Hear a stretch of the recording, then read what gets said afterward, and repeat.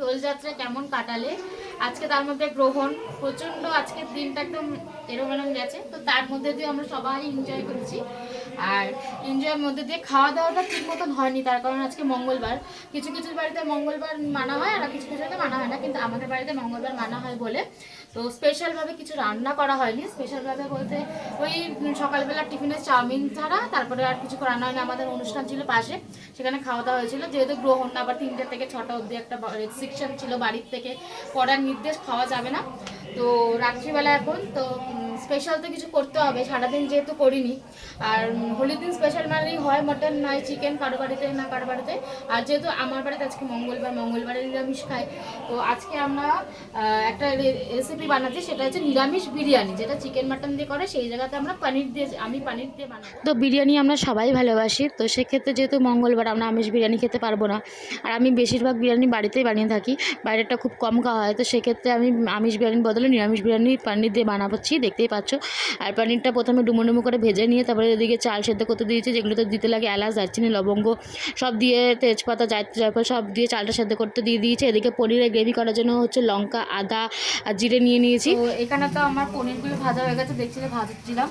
আর এখানে আমি মশলাটা কষাচ্ছি পনিরের, যেটা গ্রেভিটা হবে। আর এখানে সব বিরিয়ানির মশলা নিয়ে নিচ্ছি, ইনগ্রিডিয়েন্টস যেগুলো লাগে রাইসটা করার মানে সাজানোর জন্য। আর এখানে আমার এদিকে রাইসও হয়ে গেছে, পুরো 90% কুক হয়ে গেছে। আর 10% রেখে দিয়েছি, যেটা স্টিম হবে সেটার জন্য। তো চলো মশলাটা কষিয়ে নিই, আর কী করে বিরিয়ানিটা সাজা রেডি করছি সেটা তোমরা দেখতে থাকো।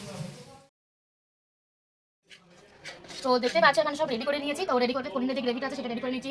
হাঁড়িতে যে ভাত ছিল সেগুলো সব ঢেলে নিয়ে তারপরে এখানে কিছু পনির রেখে দিয়েছি ওপরে সাজানোর জন্য। তো হাঁড়িতে প্রথমে যে ঘিটা মাখিয়ে নিচ্ছি, যেহেতু দেবো আমি হাতটা লাগাচ্ছি না, এই হাঁড়িতে মধ্যে ঘিটা মাখিয়ে নিচ্ছি। মাখিয়ে নিয়ে যেরকম লেয়ার হয় সেই লেয়ারটাই দেবো।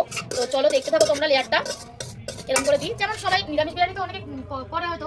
তো আমি যেহেতু করছি আমি দেখাচ্ছি তোমাদেরকে কী করে করছি। চিকেন মাটন সবাই তো খায়, আর এটা নর্মাল ব্যাপার, কিন্তু নিরামিষ বিরিয়ানিটা কিন্তু অনেকটা ইসে। ওই ফার্স্ট টাইম করছি আমার লাইফে, আমি কিন্তু কোনোদিনও করিনি। বিরিয়ানি এমনি করেছি, এমনি চিকেন বিরিয়ানি করেছি, যেসব বিরিয়ানি হয় আর কি ওগুলো করেছি, কিন্তু এই নিরামিষ বিরিয়ানি ফার্স্ট টাইম নিজের হাতে করে খাওয়াবো সবাইকে। এমন বললে জানি না, তোমাদেরকে তো খাওয়াতে পারছি না, তোমাকে যদি খাওয়াতে পারতাম তাহলে তোমরাও বলতে পারতে কেমন মানে খেতে হয়েছে। তো চলো সাজিয়ে নিই।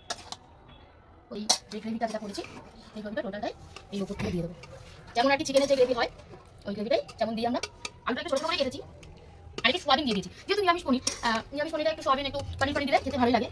তো প্রথমে যে লেয়ারটা হয়ে গেল, আর এখানে একটা যেরকম জল করে রাখে সেই জলটা করে রেখেছি, করে এখানে জলটা একটু ছিটিয়ে দেবো। আর সাথে একটু এভারেস্ট মশলা যেটা আনা হয়েছে দেওয়ার জন্য বিরিয়ানিতে, এই বিরিয়ানিতে এভারেস্ট মশলা দিয়ে দেবো। তো চলো লেয়ারটা করে নিয়ে তারপর আবার দেখাচ্ছি তোমাদের। তো লেয়ারটা দেখলেই কী করে করলাম, তো এরকম 4টে লেয়ার হয়েছে, তো পুরোটা কন্টিনিউ করিনি, এটাই হচ্ছে লাস্ট লেয়ার উপরে লেয়ারটা। তো এই পনিরগুলো যেটা ভেজে গেছিলাম উপর দিয়ে এরকমভাবে একটু দিয়ে দেবো, একটু ছোটোখাটো পনির আছে যাই হোক এরকম করে দিয়ে দেবো। আর যেগুলো দেবো আর কি সেটা হচ্ছে ঘি, আর যেটা এই যে এইটা আর ঘি, এইটা আর এই মশলাটা এভারেস্টের মশলা দিলাম। আর এই যে ঘি যেটা আছে এই ঘিটা দিয়ে দেবো, হাতে পেছনে দিলাম, তোমরা আবার কিছু করো না। এবার দিয়ে এটা দমে বসিয়ে দেবো। চলো দম হওয়ার পর তোমাদেরকে দেখাবো এরকম।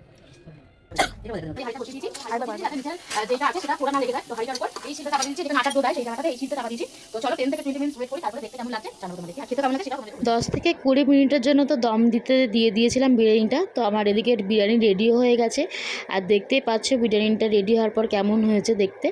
আর চলো আমি বেড়ে খাবারটা দিই সামনে, আর খাবারটা কেমন হয়েছে খেতে সেটা তোমরাও একটু শুনে নাও। তো দেখতেই তো পাচ্ছ এদিকে খাবার দিয়ে দিয়েছি, আর খাবার কেমন হয়েছে এদের মুখের এক্সপ্রেশন দেখলে তো বুঝেই যাবে। এদিকে বোন খাচ্ছিলো, এদিকে হাজব্যান্ড খাচ্ছিলো, আর এদিকে মা খাচ্ছিলো।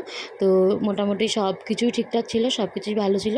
তো চলো ভিডিওটা এটুকুনি, ভিডিওটা কেমন লাগলো জানাতে ভুলো না কিন্তু অবশ্যই তোমরা।